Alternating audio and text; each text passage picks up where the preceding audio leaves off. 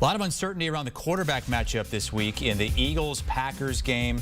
Jalen Hurts was planning on practicing today and still is. That practice expected to begin around 3:30 Eastern time. But Nick Sirianni says that he remains in concussion protocol. He's missed Philadelphia's last 2 games with a concussion, suffered week 16 against the Commanders. Sirianni said Hurts is going to receive an official designation once practice ends. Now, Jordan Love, on the other hand, says he is, quote, hopeful that he will be able to play Sunday with his elbow injury that kept him out late in the Week 18 loss to the Bears. Love did practice today after sustaining that injury. So, Chris Hassel joined by Douzable and Pete Prisco. You hear that news today. Love saying he's hopeful. Jalen Hurts still in concussion protocol. We're just a few days away from this game. What do you think, Pete? It's concerning. I mean, for both guys. You know, when you say you're hopeful, you're not saying you are playing, and most players will lean to saying I am playing. The game is Sunday, by the way, so have Thursday, Friday, Saturday. This is the day that they get out and do their big practice on a Wednesday, and so it is concerning when you hear the quarterback say that he's hopeful to play instead of I am playing, and so there's concern there. And on the other side with Hurts, until you clear that concussion protocols, you have major concerns about it. So yeah, there is major worry for both of these teams right now. I think Love will play. I think Hurts will play, but you never know.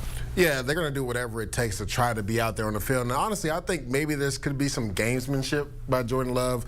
Maybe the head coach told him, you know, don't give away too much, right? Just say, I'm hopeful to get out there. You saw him in his practice jersey as well.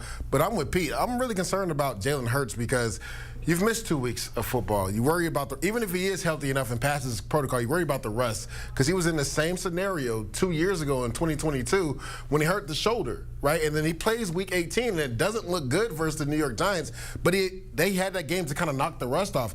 Well, now it's playoffs. It's one and done. You don't really have a half to try to knock the rust off. You got to come out ready to play. So there is some concerns with Jalen Hurts. One, because of the rust, but then two, like Pete said, you got to pass the protocol. And part of that is actually practicing and not having any ill effects after you practice. Which quarterback is more valuable to their team? Jordan Love, I would think, to the Green Bay Packers. Just because when you look at the rest of the roster for the Philadelphia Eagles, and we even saw Kenny Pickett actually look really good in the game the other day, throwing the ball around. With Saquon Barkley, you can almost guarantee you're going to get man coverage because people are going to stack the box.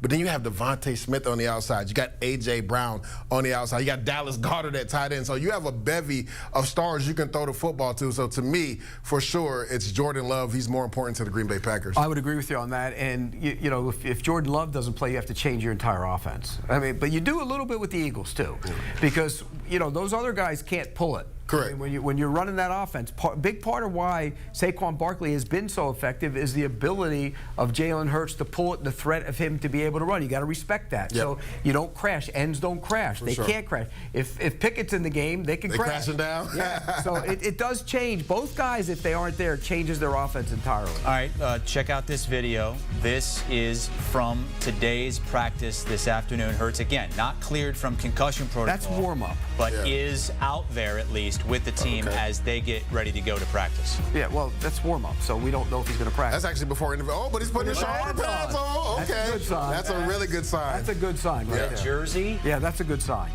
I asked you which quarterback is more important to their team. You both said Jordan Love. Does that have a lot to do with the fact that you're higher on the backups there? Like, who would you rather have as a backup? Would you rather have Kenny Pickett or Malik Willis? Probably Malik Willis from how he's played, but to me, it's the pieces that the Eagles have. They're the same. Yeah. You are what you are, right? You are what you are. I mean, Malik Willis played really well this year. Yeah, but you are what you are. He wasn't great last week. But I would say Jordan Love's more important just because of the pieces that the Philadelphia Eagles have. Like Kenny Pickett has proven with A.J. Brown and Devontae Smith out there, he can go out there and play at an adequate level for you to win football games. I think if Jordan Love goes down, especially with Christian Watson being out this game, it's going to be tough for the Green Bay Packers.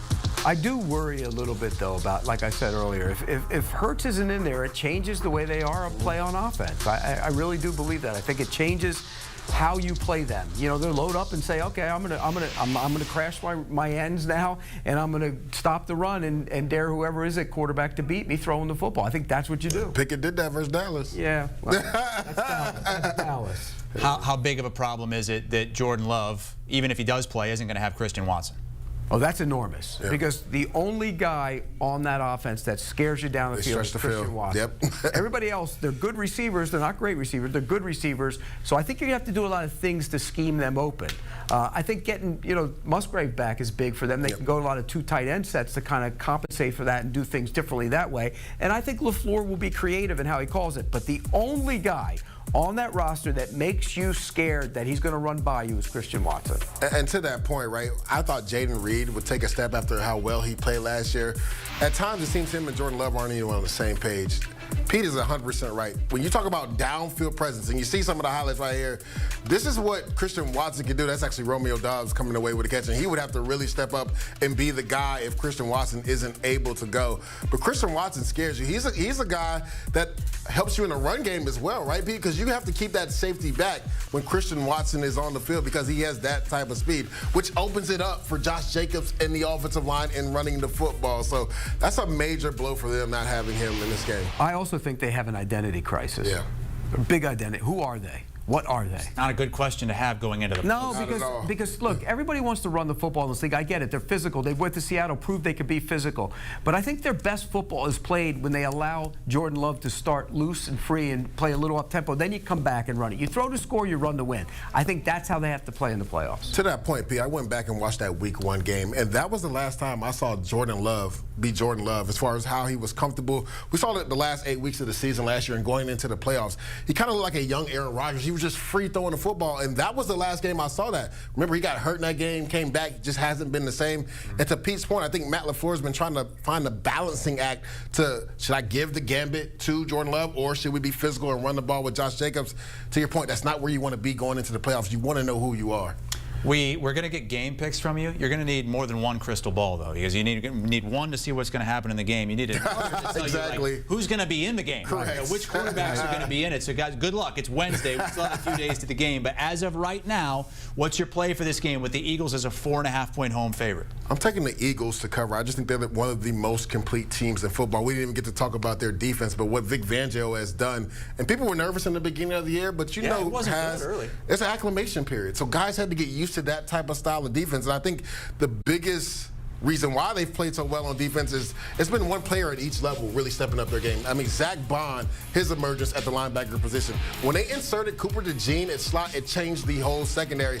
And then Jalen Carter has been a man-child up front. So each one of those players has taken their game to the next level, and that's when that defense took off. I'm going with them because they are one of the most, if not the most complete team in football right now. And I'm going with the Packers. I just think this is going to be a Jordan Love playoffs. Plus, I think the playoffs are going to be different than what we've seen all year. I think we're going to see a lot of surprises, a lot of close games in the postseason, and I think the Packers are going to go in there and win that game. Wow, you're picking the team. You know, he the picked identity crisis. You know, he picked them to win the Super Bowl. Well, you know, if I pick to win it anymore. Not anymore, but he's still got them going. Well, you still have them going, though? Yep. You still have the Packers going? Yep. Look at their losses in games that mattered, and they lost to really good teams, and they were all close.